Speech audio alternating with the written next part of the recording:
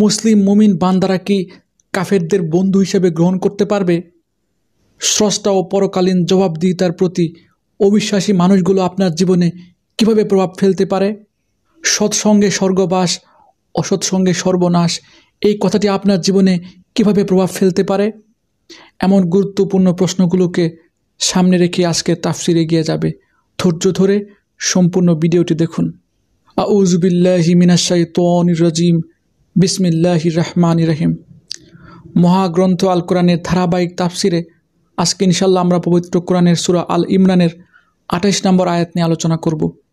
এই আয়াতে মহান আল্লাহ রাব্বুল আলামিন বলেন, লা ইয়াত্তাখিযিল মুমিনুনাল কাফিরিনা আউলিয়া মিন দুনিল মুমিনিন ওয়া মান ইয়াফআল যালিকা ফালাইসা মিনাল্লাহি ফি শাইইন ইল্লা আন তাত্তাকু মিনহুম তুকাহ ওয়া ইউহাযযিরুকুমুল্লাহু নাফসাহু ওয়া ইলাল্লাহিল মাসির।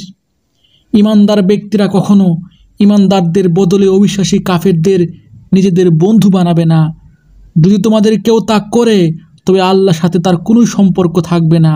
হ্যাঁ, তাদের কাছ থেকে কোনো ক্ষতির আশঙ্কা থাকলে তোমরা নিজেদের বাঁচানোর প্রয়োজন হলে তা ভিন্ন কথা। আল্লাহ তাআলা তো বরং তার নিজের ব্যাপারে তোমাদের ভয় দেখাচ্ছেন বেশি, কারণ তোমাদের আল্লাহর কাছেই ফিরে যেতে হবে। আলহামদুলিল্লাহ, চমৎকার একটি আয়াত। এই আয়াত আল্লাহ রাব্বুল আলামিন সরাসরি মুসলিম মুমিন বান্দাদের কঠোরভাবে নিষেধ করে দিয়েছেন কাফের শয়তানের অনুসারী খারাপ মানুষগুলোকে বন্ধু হিসেবে গ্রহণ করতে। কাফেরদের বন্ধু হিসেবে গ্রহণ না করার কারণ হিসেবে আল্লাহ রাব্বুল আলামিন পবিত্র কোরআনের সূরা আল ইমরানের 118 নম্বর আয়াতে বলেন, হে ঈমানদার ব্যক্তিরা, তোমরা কখনো নিজেদের দলভুক্ত লোকজন ছাড়া অন্য কাউকে নিজেদের অন্তরঙ্গ বন্ধু হিসেবে গ্রহণ করো না, কেননা এরা তোমাদের অনিষ্ট সাধনে কোনো পথে অনুসরণ করতে দ্বিধা করবে না। তারা তো তোমাদের ক্ষতি ও ধ্বংসই কামনা করে। তাদের জঘন্য প্রতিহিংসা ও বিদ্বেষ তাদের মুখ থেকে এখন প্রকাশ পেতে শুরু করেছে। অবশ্য তাদের অন্তরে লুকানো হিংসা ও বিদ্বেষ বাইরের অবস্থার চাইতেও মারাত্মক। আমি সব ধরনের নিদর্শন তোমাদের সামনে খোলাখুলি বলে দিচ্ছি। তোমাদের যদি সত্যি জ্ঞান বুদ্ধি থাকে তাহলে তোমরা এ সম্পর্কে সতর্ক হতে পারবে। দেখেছেন কি সুস্পষ্ট ঘোষণা কাফেরদের বন্ধু হিসেবে গ্রহণ না করার ক্ষেত্রে। আসলে কাফেররা স্রষ্টা ও পরকালে বিশ্বাসী না, পরকালীন জবাবদিহিতায় বিশ্বাসী না। স্রষ্টা ও পরকালীন জবাবদিহিতার ভয় মানুষকে ন্যায়পরায়ণ, সৎ ও ভালো মানুষ হতে সাহায্য করে। কিন্তু কাফেররা পরকালীন জীবনে বিশ্বাসী নয় বলে তারা মাদকাসক্ত হয়, জুলুমবাজ হয়, চরিত্রহীন হয়, অসৎ মানুষ হয়, মৃত্যুক হয়। সর্বোপরি তারা মানব জাতির জন্য বিপজ্জনক হয়ে ওঠে।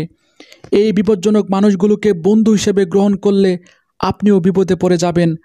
তার চরিত্র, তার শিক্ষা, তার সংস্কৃতি, তার অসৎ জীবন আচরণ আপনার মধ্যে সংক্রমিত হবে এবং আপনিও তার মতো হয়ে যাবেন। আর আপনি যদি তার মতো হয়ে যান তবে আপনার পরিণতি সম্পর্কে আল্লাহ রাব্বুল আলামিন পবিত্র কোরআনে ঘোষণা করেন, কিয়ামতের বিচার দিবসে জালেমরা নিজের হাত দুটো কামড়িয়ে বলবে, হায় আমি যদি রাসূলের পথে চলতাম, হায় আমার দুর্ভোগ, আমি যদি অমুক খারাপ লোকটিকে বন্ধুরূপে গ্রহণ না করতাম। অবশ্যই সে তো আমাকে উপদেশ বাণী থেকে বিভ্রান্ত করেছিল, আমার কাছে তা আসার পরেও। আর শয়তান তো মানুষের জন্য চরম প্রতারক। দেখেছেন কি সুস্পষ্ট ঘোষণা আল্লাহ রাব্বুল আলামিনের। প্রবাদে রয়েছে, সৎসঙ্গে স্বর্গবাস, অসৎসঙ্গে সর্বনাশ। কিয়ামতের মাঠে মানুষ এই প্রবাদটি হারে হারে টের পাবে। তাই আসুন আমরা সৎসঙ্গ বেছে নেই, ভালো মানুষদের সাথে সম্পর্ক করি, ভালো মানুষকে বন্ধু হিসেবে গ্রহণ করি।